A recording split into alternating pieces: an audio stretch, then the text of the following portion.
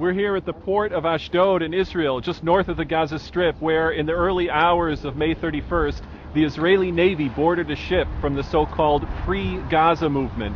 As the soldiers rappelled down from a helicopter onto the ship, they were immediately attacked with lethal weapons, steel pipes, wooden clubs, and knives.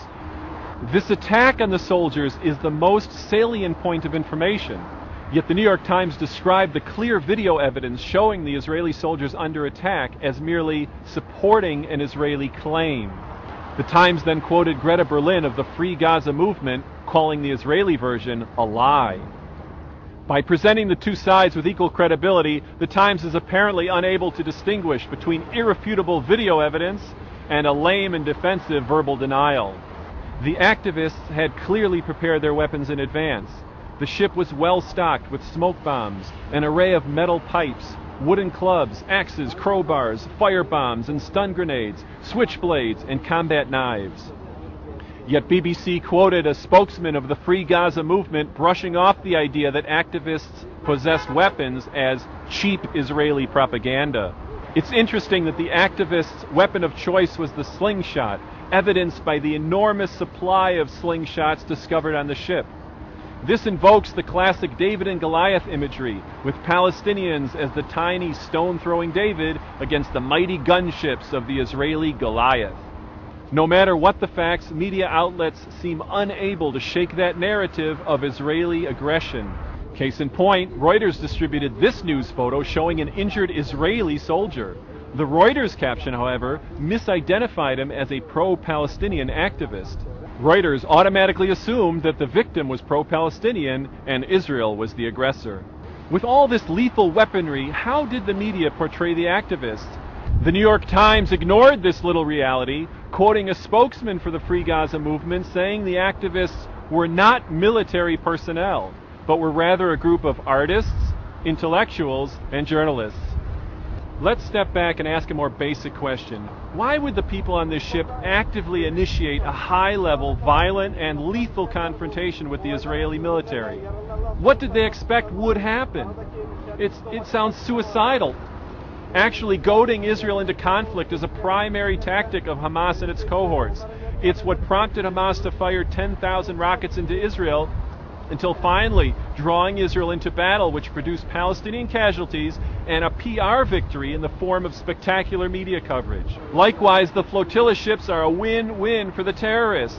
If Israel allows the boats into Gaza, then Hamas succeeds in opening a route to import deadly weapons.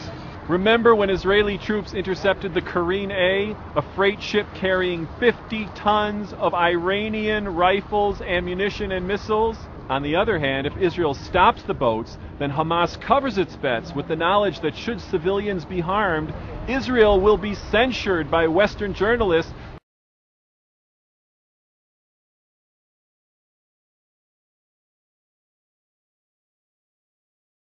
On the other hand, if Israel stops the boats, then Hamas covers its bets with the knowledge that should civilians be harmed, Israel will be censured by Western journalists who can forever be counted on to report the standard line that civilian casualties are always Israel's fault. This tactic of goading an Israeli response reminds me of Rachel Corrie, the young American woman who went to Gaza to protect the tunnels used by Hamas to smuggle bombs and weapons. When Corrie challenged an Israeli bulldozer, she was accidentally crushed to death. Now at the time, George Rishwami, director of the group that sponsored Corrie in Gaza, told the San Francisco Chronicle that placing activists in dangerous positions is good for the Palestinian cause because, quote, if some of these foreign volunteers get shot or killed, then the international media will sit up and take notice.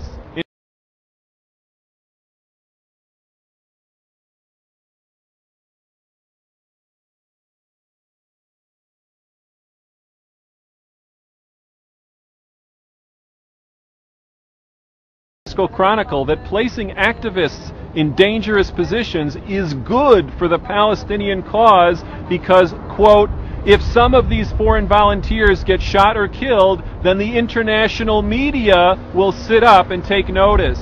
In fact, here's one of the peace activists telling of her willingness to die and how she sees this as a win-win. الآن نحن إما إحدى الحسنيين، إما الشهادة وإما الوصول إلى غزة. When I went first convoy, I wanted to be a shaheed. I wasn't that lucky. Second time, I wanted to be a shaheed. Didn't work. Third time lucky, inshallah, I'll be shaheed.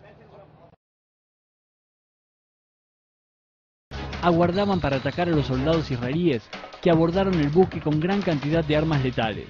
Imágenes reveladas por el portavoz del ejército israelí dan muestras de cómo dichos activistas pretendieron linchar a los soldados.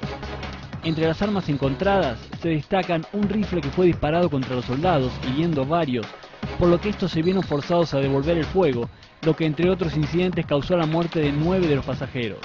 Barras de acero, martillos y cuchillos fueron también encontrados a bordo de la embarcación. A su vez, los soldados israelíes describieron frente a cámaras cómo fueron ellos golpeados por la turba cuando descendieron a la cubierta. También afirmaron que los activistas les lanzaron bombas incendiarias y granadas cuando intentaban tomar el control de la embarcación. To me, that this willingness to be killed is really an extension of the Hamas tactic of suicide bombings. A suicide bomber says, I'm willing to sacrifice my life in order to inflict damage on the Israeli enemy. Similarly, the activists on this ship initiated a violent confrontation, knowing full well that they would likely be killed, but they were determined to damage the Israeli enemy. Unlike a suicide bomber, however, whose success is measured by the number of Israelis killed, the goal of these activists was to damage Israel in the world's eyes using the media. I call them suicide activists. Their ultimate weapon is not a bomb belt. Rather, the media is their weapon. And these activists are willing to be killed in order to use the media as the weapon to delegitimize and demonize Israel.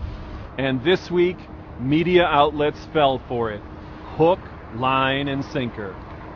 This is Shraga Simmons in Ashdod.